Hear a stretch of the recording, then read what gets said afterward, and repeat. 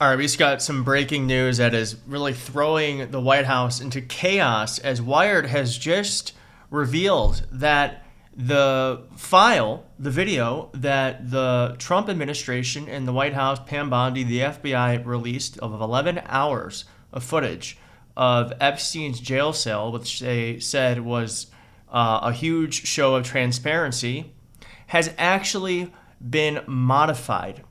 It has been modified. This is just coming out right now. And as this is happening, we are also learning that the FBI's director, Dan Bongino, which is crazy, this podcast host is in the FBI, did not go into work and is threatening to quit because of all of this. Now, remember, Donald Trump himself freaked out when this question was asked a couple of days ago at the White House. And here's just a bit of that. I'm not going to play the whole thing, but here's just a bit of that. Jeffrey Epstein, it left some lingering mysteries of one of the biggest intelligence agents. Why there was a minute. Are you still talking about Jeffrey Epstein? This guy's been talked about for years. You're asking, we have Texas, we have this, we have all of the things. And are people still talking about this guy, this creep?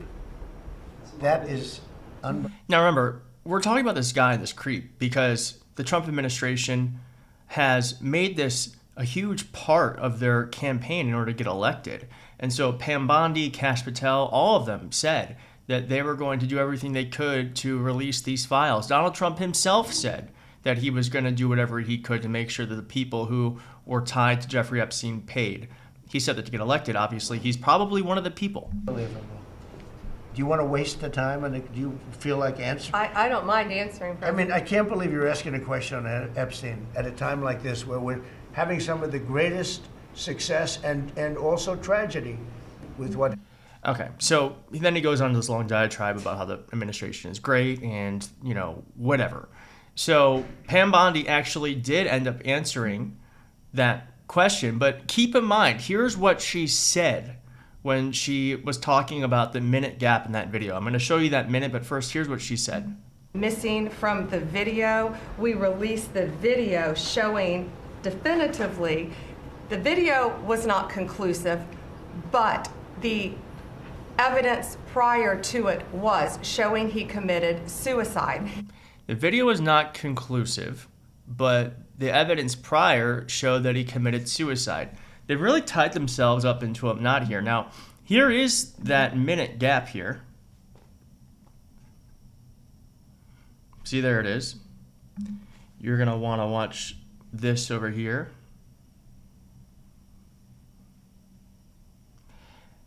So very strange, and as we're seeing here, there's weird light things that happen. See how that switch happens there? Like the camera moves a bit, which is very odd.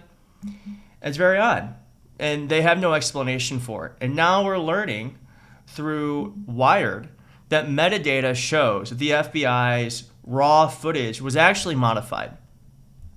Metadata embedded in the video and analyzed by Wired and independent video forensics experts shows that rather than being a direct export from the prison's surveillance system, the footage was modified, likely using the professional editing tool Adobe Premiere Pro. The file appears to have been assembled from at least 2 source clips saved multiple times, exported, and then uploaded to the DOJ's website, where it's presented as raw footage. It goes on here to just give some really big background. Working with 2 independent video forensic experts, Wired examined the 21 gigabyte files released by the DOJ using a meta tool.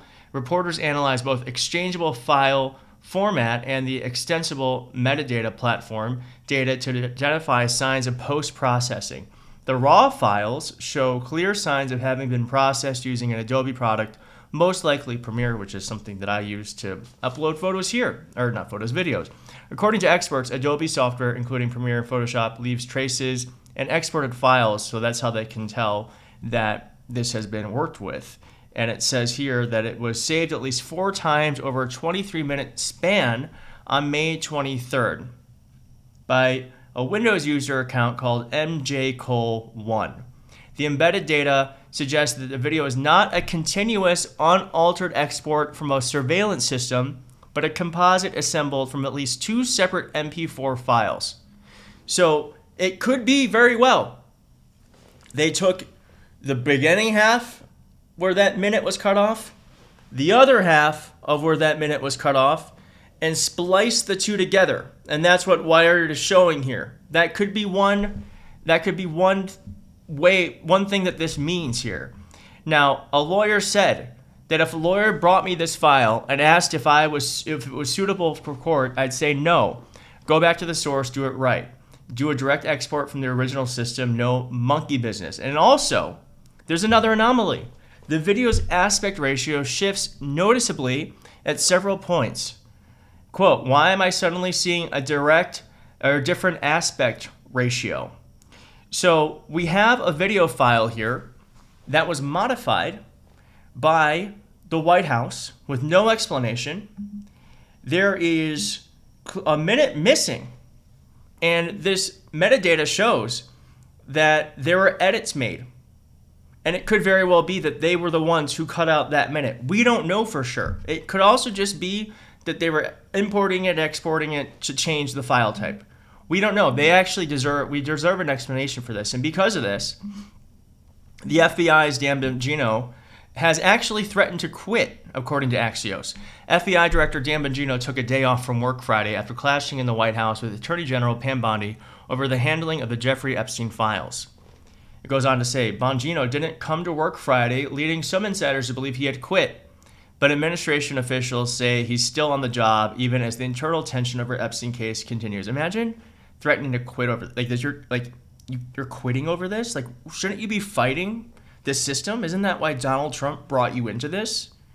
So that you could expose the pedophiles and you could expose the deep state, but you're threatening to quit?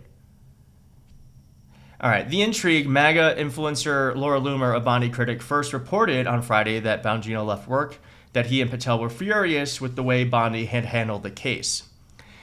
Here's what happened. During the meeting, Bongino was confronted about a News Nation article that said he and Patel wanted more information released about Epstein earlier, but were held back. Bongino denied leaking that idea. He probably did leak it. Pam said her piece, Dan said his piece. It didn't end on friendly terms, said one person briefed on the heated discussion. Bongino left angry, the source said. The fact is, Dan was for releasing the information with the video and had no problem until he got heat online. Bongino found a video with the missing minute. He vouched for it after a thorough review, he said, and he thought this would end the matter. When that didn't work, he lost his mind and ran out of DC. That's probably someone from Pam Bondi's team. A pro-Bongino source said, Dan is not the bad guy here. He shouldn't take the fall. Well, I'm eating this all up. I'm eating it all. They have created this monster, and now they have to live with it. I hope Dan Bongino quits. He doesn't deserve to be in this position anyway.